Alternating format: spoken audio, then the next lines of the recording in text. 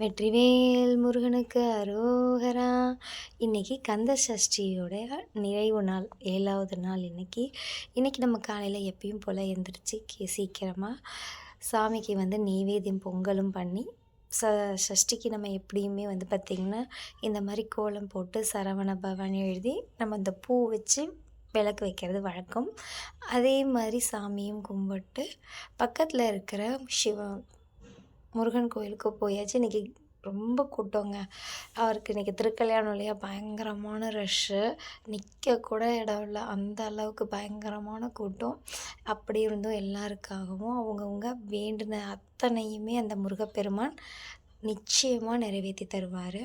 நம்பிக்கையோடு அந்த தெய்வத்தை வழங்குங்க. நிச்சயமாக ஒரு பொழுது அவர் கைவிட மாட்டார். இந்த விரதம் இருந்த அத்தனை பேருமே, ஒரு நாள் விரதம் இருந்தவங்களாகட்டும் இல்லை மிளகு விரதவங்களாக இருந்தாலும், நம்ம இந்த திருக்கல்யாணத்தை பார்த்ததுக்கு அப்புறமா தான் நம்ம நெய் சாப்பிட்ணும். நான் இன்றைக்கி அங்கேயே கோயில்